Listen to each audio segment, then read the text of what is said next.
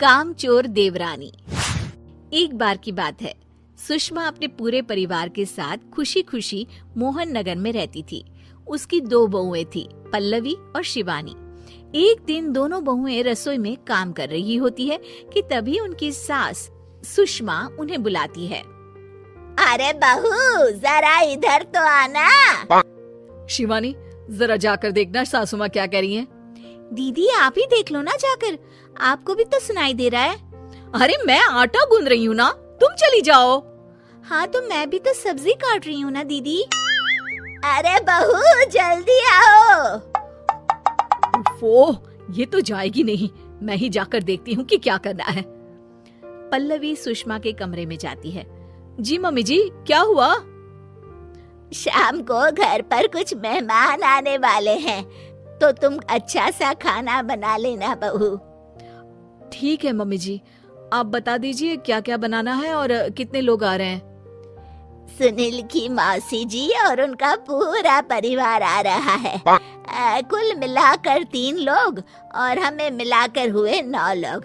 तो अभी से ही तैयारी करना शुरू कर दो। और हाँ, घर की सफाई भी कर देना, हाँ अच्छे से। जी मम्मी जी, सब काम हो जाएगा, आप चिंता मत कीजिए। पल्लवी शिवानी को घर में मेहमान आने वाले हैं इसके बारे में बताती है। क्या 9 लोगों का खाना बनाना होगा, घर की सफाई करनी है? बाप रे, सासू माँ ने तो हमें घर की नौकरानी ही समझ कर रखा है। ऐसा नहीं बोलते शिवानी, हम इस घर की बहू हैं और घर के काम करना हमारा फर्ज है। दीदी तो है ही सासू माँ की चमची, जब देखो सासू माँ सासू माँ। मैं तो इतना सारा काम नहीं करने वाली। शिवानी कपड़े लेकर गमला साफ कर रही होती है और चक्कर आने का नाटक करने लगती है। मेरा सर चकरा रहा है। तभी वहाँ पल्लवी और सासू माँ जाते हैं। अरे बहू, क्या हो गया तुम्हें? मम्मी जी, बहुत तेज सर में दर्द हो रहा है। तुम एक काम करो शिवानी, आराम कर लो। नहीं नहीं दीदी, घर में मेहमान आने वाले हैं, मुझे आपकी मदद करनी चाहिए। अरे कोई बात नहीं शिवानी, तुम आराम कर लो, मैं सब काम कर लूंगी। ठीक है दीदी, अगर आप इतना कह रही हैं तो आराम कर लेती हूँ। शिवानी आराम से अपने कमरे में मैगजीन पढ़ रही होती है। इसे कहते हैं आराम की जिंदगी। इतना सारा काम। चलो सारा काम खत्म हो गया, शिवानी को देख आती हूँ। शिवानी अपने कमरे में ईयरफोन में गाने सुनते सुनते सो जाती है और उसके साइड में मैगजीन भी रखी होती है। पल्लवी वहाँ आ जाती है और वो सब देखती है। ओहो, तो मतलब सब काम चोरी का बहाना था। अभी बताती हूँ इसको। घर का सारा काम मुझे करना पड़ा और ये महारानी यहाँ मैगजीन पढ़ रही है, गाने सुन रही है। पल्लवी रसोई से एक प्लेट और चम्मच लेकर आती है और शिवानी को थाली बजाकर उठाने लगती है। शिवानी अचानक से उठती है। उठ गई महारानी, गाने भी सुन लिए, मैगजीन भी पढ़ ली। तुम तो बहुत बड़ी झूठी निकली शिवानी। तुमने सर दर्द का बहाना बनाया ताकि काम करने से बच सको।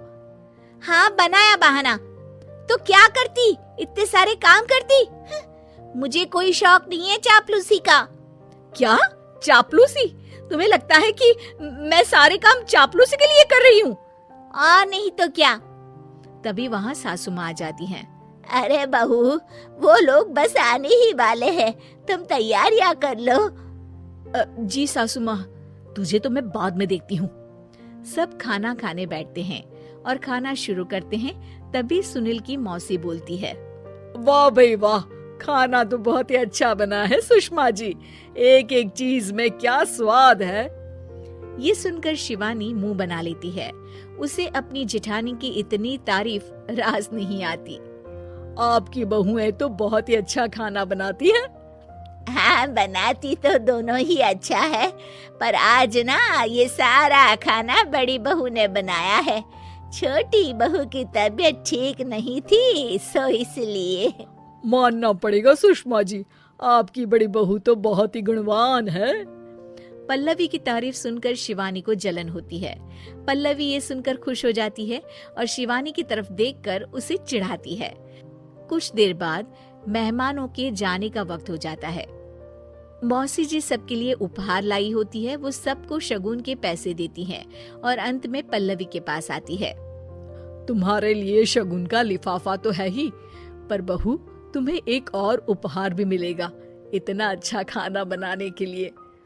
मौसी अपने सोने के कंगन निकालकर पल्लवी को पहना देती है। ये लो, ये मेरे मनपसंद कंगन है, अब से ये तुम्हारे हुए। धन्यवाद मौसी जी। ये देखकर शिवानी तो पूरी तरह से जल जाती है और गुस्से से रसोई में चली जाती है। तभी वहाँ पल्लवी आ जाती है और उसे अपने कंगन दिखाने लगती है। देवरानी जी, अब आपका सर दर्द ठीक तो है ना? मुझे लगता है कि अब सर दर्द शुरू हो गया होगा आपका।